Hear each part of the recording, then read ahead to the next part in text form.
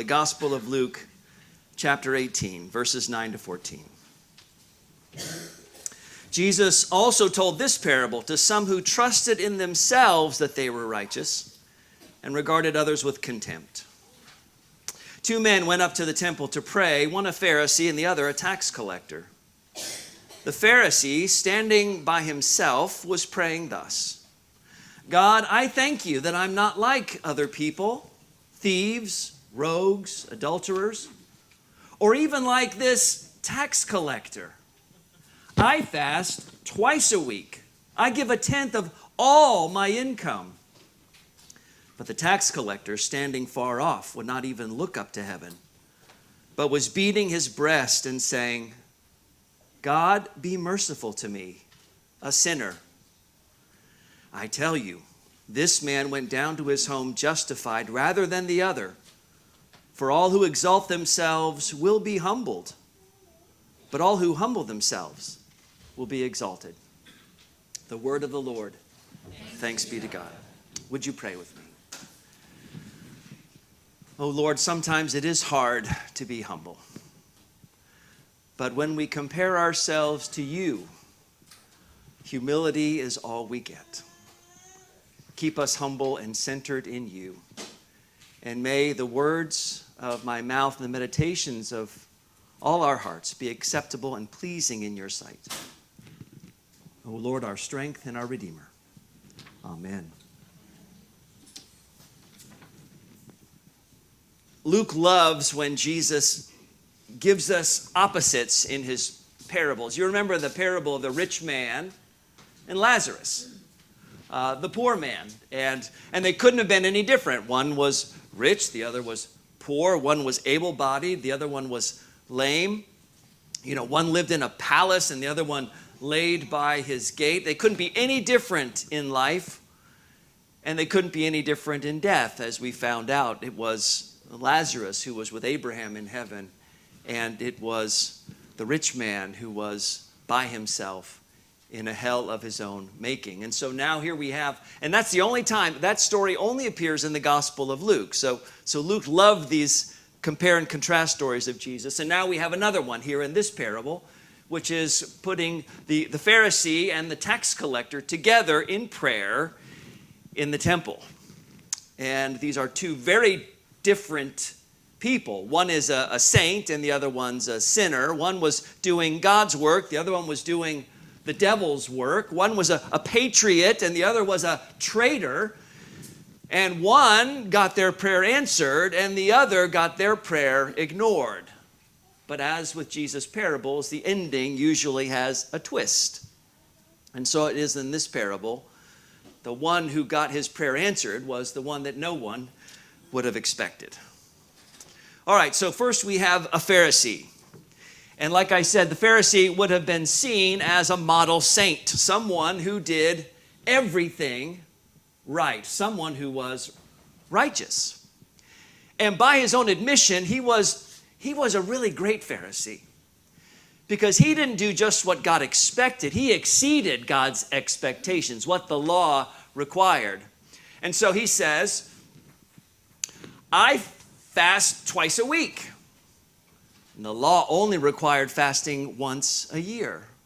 I give a tenth of everything that comes into my life. They were only required to give a tenth of all of their income. And so we see by his own admission that he was a devout and a generous person. He did all of the right things. But as this parable reveals, he did it for all the wrong reasons. Because apparently everything he did for himself. Jesus says he was standing all by himself and praying loud enough for everyone in the temple to hear. God, I thank you that I am not like other people, thieves, rogues, adulterers, or even like this tax collector. He was praying, if you could even call it praying, not to God, but to himself. He was talking to himself because he was pleased with himself and his own sense of righteousness. And then, of course, you have the tax collector. And if anyone would have been considered a sinner back in those days, the tax collectors would have been at the very top of the list. Because the tax collectors weren't working for God. They were working for Rome. And while this Pharisee was exceeding God's law when it came to being godly, tax collectors were known for exceeding Roman law when it came to being greedy. That is to say that they would often charge people more than the law required, and they would pocket the difference, which made many of them very wealthy, made all of them very despised. The tax collector is not the hero in this story. While the Pharisee may have done all the right things for all the wrong reasons, the tax collector did all the wrong things for all the wrong reasons. He was not a hero. His life was a mess. But his saving grace was that he knew it. And he admitted it. And he knew where to go to get some help. It says the tax collector standing far off would not even look up to heaven, but was beating his breast and saying, God, be merciful to me, a sinner. And then Jesus shocks his listeners by concluding with, I tell you, this man went down to his home justified rather than the other. For all who exalt themselves will be humbled, but all who humble themselves will be exalted. The beginning of last month, the world lost one of its greatest comedic actors, Dame Patricia Rutledge. Now, that name probably doesn't ring a bell, but if you have watched any PBS over the last 30 years, the show that she starred in the early 90s, which still shows up from time to time, will ring a bell. And the name of the show is Keeping Up Appearances. Has anyone here seen Keeping Up Appearances? All right. The show stars Patricia Rutledge as Hyacinth Bucket. Right, but she refuses to let someone call her Hyacinth Bucket. She says, no, it is pronounced a bouquet. Hyacinth Bucket lives in a middle-class neighborhood, in a middle-class house. Her husband has a middle-class job. They drive a tiny middle-class car, but you wouldn't know it by the way that Hyacinth Bucket lives her life. She is obsessed with keeping up appearances. Every moment of every day, she is trying to figure out the right time to volunteer at church so that the right people will see her doing her good deeds, or the right people to invite to tea, or the right place to go so that the right kinds of people can see how amazing she is. It's exhausting to be around Hyacinth Bucket for any length of time. Actually, it's more than exhausting. It's usually a miserable experience. And the only thing more miserable than being around Hyacinth Bucket is to be Hyacinth Bucket. There's one episode when she is clearing the dishes off of the table, and she's really disappointed, which she is often. And she says this to her husband, Richard, if there's one thing I cannot stand, it's snobbery and one-upsmanship. People trying to pretend they're superior. It makes it so much harder for those of us who really are.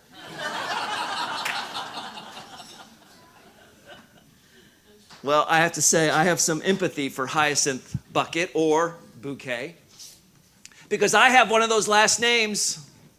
I have one of those last names that often gets mispronounced.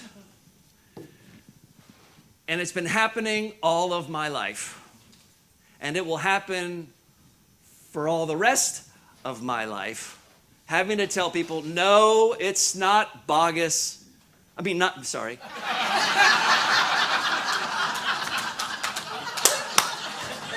No, it's not bogus, it's Boggess, just like it's spelled, right? Even my college graduation, this is my commencement from college. I went to a small college. Everybody knew everyone. I was one of the 2 student commencement speakers. So my name was announced before I gave my speech, before I got my diploma. But when it came time for the history department chair, whom I never took a class from, to accept my diploma, he says, and now getting his BA in International Studies, I'd like to welcome Timothy Boggess. Much to the chagrin of my parents and much to the delight of all my friends. And still on the video, you can hear the wave of laughter moving from the front of the Spokane Opera House all the way to the back again. So yeah, I mean, this is something that my people have been fighting for centuries. Maybe it actually is supposed to be pronounced bogus, but we won't let that happen, right? No, it's not bogus, it's Boggess.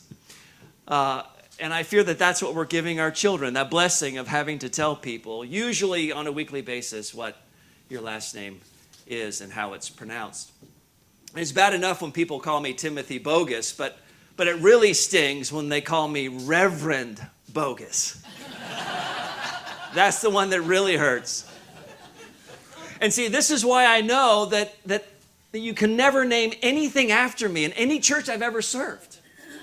Because unless I'm there to defend myself, a generation hence it will be called the Boggess Chapel or the Boggess Hall or the Boggess Scholarship or the Boggess Stained Glass Windows.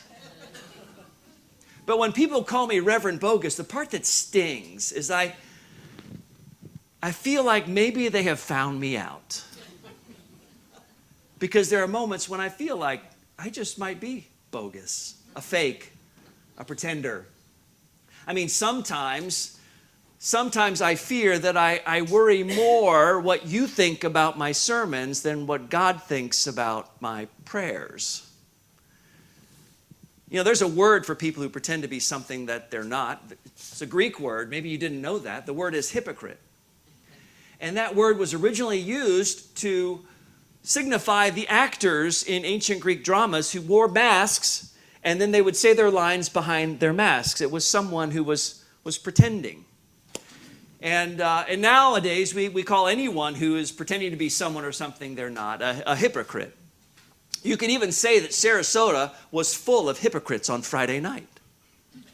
Right? It was Halloween. Everybody's pretending to be something or someone they're not. Now, when I was growing up, I sound like an old man. Because I am. When I was growing up, only kids celebrated Halloween. It's not like that anymore. Adults celebrate Halloween. I even saw Halloween babies dressed up. But you know what? It's okay. Because everyone knows that we're all pretending on Halloween. We're all a bunch of hypocrites going around trying to get candy from strangers. But what's not okay is when we don't think we're pretending. When then however we're acting, that is not exactly who we are. When we try to somehow pull that off and try to live as someone other than we know ourselves to be. There was a book that came out in 1978 that was a wild bestseller called The Road Less Traveled by M. Scott Peck. A lot of people read that book and it was really impactful in their lives. But he also had a follow-up book right after that not a whole lot of people read, but was perhaps more important, and it was called The People of the Lie. And in his book, he talks about the nature of human evil. And he says some things that are really surprising in that book. And the thing that surprised me the most is this part that I'm going to read to you. He says, evil is not committed by people who feel uncertain about their righteousness, who question their own motives, who worry about betraying themselves. But the evil in this world is committed by the spiritual fat cats, by the Pharisees of our own day, the self-righteous who think that they're without sin because they're unwilling to suffer the discomfort of significant self-examination. All sins are repairable, Peck says, except the sin of believing that you are without sin. And this was the sin of the Pharisee, the sin of self-righteousness, the sin of smugness, at least in comparison to other people. It was the sin of fooling others. And it was a sin of starting to fool yourself. if it's true that we are never more dangerous than when we are pretending to be someone or something we're not, then that helps to make sense of why Jesus was so hard on the Pharisees. And when you have some time, I encourage you to read the 11th chapter of Luke's gospel, which we didn't go into in detail, because there he really gives it to the Pharisees for what he sees as their hypocrisy. This is a little bit of what he writes. He says, "Woe to you, Pharisees, for you tithe mint and rue and herbs of all kinds." So you're tithing your spice cabinet. "And you neglect justice and the love of God. It is these you ought to have practiced without neglecting the others. Woe to you, Pharisees, for you love to have the seat of honor in the synagogues and to be greeted with respect in the marketplaces. Woe to you, for you are like unmarked graves, and people walk over them without realizing it." It's Jesus' way of saying to Pharisees like this, you may think that you are fooling others about how godly you are, but you are not fooling me, and you are not fooling God. Jesus prefers honest sinners over hypocritical saints any day of the week. Those are the ones that he can do something with. Those are the ones who reach out to him for healing and for help, for mercy. I mean, here is this tax collector, this despised figure, who barely even has his foot in the door of the temple. And he doesn't look up when he prays, which is the normal posture back in that day. But he beats his chest and he says, "Lord, have mercy on me, a sinner."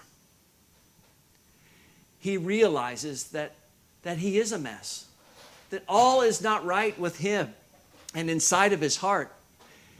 He knows that he's a mess, and he knows where to get some help. And Jesus says he is the one who goes home reconciled to God. He is the one who goes home whole, and we could even say holy, because his prayer for mercy is answered. And it's the prayer that God, of course, always answers, is a prayer for mercy and for help. This morning is All Saints Sunday. It's the day of all days we remember those who have died in our fellowship, in our church family, whom we say are those saints, part of the communion of saints with God in heaven. And these are not perfect people. I mean, we knew them, right, when they were alive. They weren't perfect. And the blessing, the grace is that they knew they weren't perfect. Perfection is not what makes a saint a saint. What makes someone a saint is that they know their need for God and God's love for them. Those two things together make them a saint, one in whom and through whom God's love and life has been marked forever. Here's the thing about keeping up appearances, of trying to be something that we're not. Not only is it exhausting, it's also very lonely. Because if you're putting all your time and energy into keeping up appearances, you have to keep everyone at a distance unless they get to know the real you, the one underneath the mask. That's the real tragedy of Hyacinth Bucket, was that the whole time, through the whole series, her family just wants to love her, but she keeps shrugging off their love because all she seems to want and crave is the love of those people that she believes are her social peers. It reminds me of a New Yorker cartoon many, many years ago, in which it's a circle of people and everyone is holding their hands out like this, reaching out to the person in front of them in a circle. And the caption says, "I want you, I need you." Everyone is reaching out to someone that they want, but they cannot have.